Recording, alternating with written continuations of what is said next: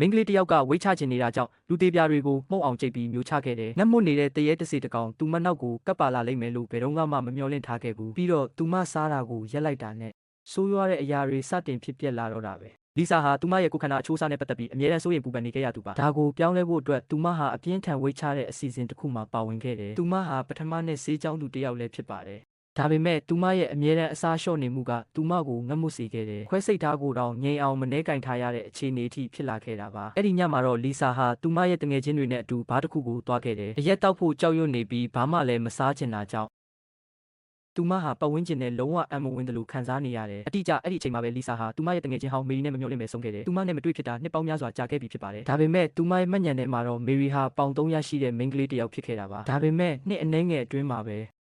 သူမဟာဆွဲဆောင်မှုရှိတဲ့နာယီမန်ပုံစံအလှပိုင်ရှင်အဖြစ်ပြောင်းလဲသွားခဲ့တယ်။မေရီကဘာလို့ဝက်ချက်မှထိန်ချန်မထားခဲ့ပါဘူး။သူမဟာဂရေးလို့ခေါ်တဲ့ဆေးတစ်မျိုးကိုတောက်နေခဲ့တာလို့ပြောပြခဲ့တယ်။ဆေးကဈေးကြီးပေမဲ့ရလက်တွေကတော့တိတာထင်ရှားလာပါတယ်။လီဆာရဲ့မျက်လုံးထဲကတန်တရားတွေကိုမြင်လိုက်ရတဲ့အခါမေရီကသူမရဲ့အိတ်ထဲကနေဆေးတောက်တောင်ကိုထုတ်ပြီးအလကားပေးခဲ့တယ်။တငယ်ချင်းဖြစ်သူရဲ့ထူးခြားတဲ့ပြောင်းလဲမှုကိုကြည့်ပြီးလီဆာဟာတန်တရားတွေရှိနေပေမဲ့လည်းဆေးကိုမျိုးချလိုက်ပါတယ်။ပြီးတော့မေရီကသူမကိုနောက်ထပ်ဆေးတောင်ထပ်ပေးခဲ့ပြန်တယ်။နှစ်ရက်အတွင်းမှာပဲလီဆာကနောက်ထပ်လာတောင်းရလိမ့်မယ်လို့ယုံကြည်ချက်အပြည့်နဲ့ပေါ့။အဲ့ဒီညမှာတော့လီဆာဟာအစားလျှော့ရမယ်ဆိုတာကိုလုံးဝမေ့လျော့သွားခဲ့တယ်။နောက်တနေ့မနက်သူမနိုးလာတဲ့အခါကျမ်းပြင်ပေါ်မှာပြန့်ကျဲနေတဲ့စကြွင်းစားကြံတွေကိုကြည့်ပြီးချက်ချင်းပဲနောင်တလိုင်းလုံးကြီးကိုခံစားလိုက်ရတယ်။ဒါပေမဲ့သူမတစ်ခုခုကိုသတိပြုမိဖို့ပြက်ကွက်ခဲ့ပါတယ်။လီဆာဟာစိုးရိမ်တကြီးနဲ့ပေါင်ချိန်ဆက်ပေါ်တက်လိုက်ပြီးသူမရဲ့ဝိတ်ကတက်မလာပဲ1 ကီလိုဂရမ်တောင်ကျသွားတာကိုသိလိုက်ရတယ်။မေရီပေးတဲ့ဆေးတွေကတကယ်ပဲအလုပ်ဖြစ်ပုံရပါတယ်။ဒါပေမဲ့လီဆာရဲ့အဖေကအလုပ်မလုပ်နိုင်လောက်အောင်ဝါလွန်းနေပြီးမိသားစုကအမေဖြစ်သူရဲ့ဝင်ငွေတစ်ခုတည်းနဲ့ပဲရက်တည်နေရတာပါ။ဒီလိုဈေးကြီးတဲ့ဆေးတောင်တွေကိုသူတို့မတက်နိုင်တာသိချပါတယ်။အဲ့ဒီအချိန်မှာပဲလီဆာရဲ့စိတ်ထဲကိုအတွေးတစ်ခုဝင်လာခဲ့တယ်။သူမကိုယ်တိုင်လည်းဆေးကြောင်းသူတစ်ယောက်မဟုတ်ဘူးလား။ဒါကြောင့်မေရီပေးထားတဲ့ဒုတိယမြောက်ဆေးတောင်ကိုတစ်ခွဲခန်းနဲ့ယူလာခဲ့တယ်။ဒါပေမဲ့စပက်ထရိုမီတာနဲ့စစ်ဆေးပြီးတဲ့နောက်ပါဝင်ပစ္စည်းတွေကသူမကိုလုံးဝဇဝေဇဝါဖြစ်သွားစေခဲ့ပါတယ်။ဆိုဒီယမ်ရဲ့ပိုတက်ဆီယမ်ရဲ့ပြီးတော့ကယ်လ်ဆီယမ်ဖော့စဖိတ်ဘာလဲဒါကအယိုးပြတွေပဲ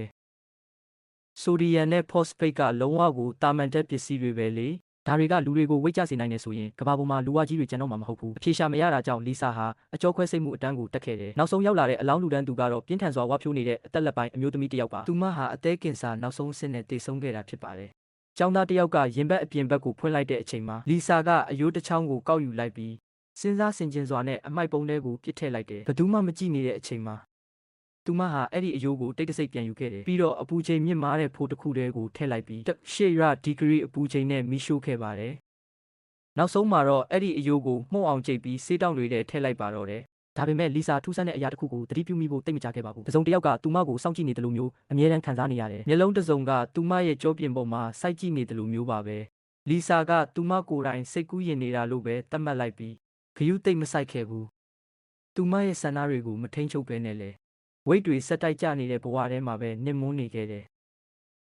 ဒါတောင်မှလီဆာဟာနေဘက်တွေမှာဂျင်ကိုဆက်သွားနေတော့မှပဲတိတ်မကြခင်မှာပဲနီးပြအန်နီကဒီလိုလင်းမြန်စွာဝိတ်ကျလာတဲ့လူတစ်လေးကိုတတိပြုမိသွားတယ်လီဆာဟာသူမအားကြရတဲ့အမျိုးသမီးရဲ့အာယုံဆိုင်မှုကိုရခဲ့တာကိုမယုံနိုင်အောင်ဖြစ်နေခဲ့ရပါတယ်သူတို့ရဲ့အနာဂတ်ကိုအတူတူစိတ်ကူးယဉ်နေရင်နဲ့ပေါ့လီဆာဟာစိုးရိမ်တကြီးနဲ့ဇွန်းတစ်ချောင်းကိုကောက်ကင်လိုက်ပြီးအခန်းရဲ့ထောင်ဆွန်းစီကိုဖြည်းဖြည်းချင်းရှောက်သွားခဲ့တယ်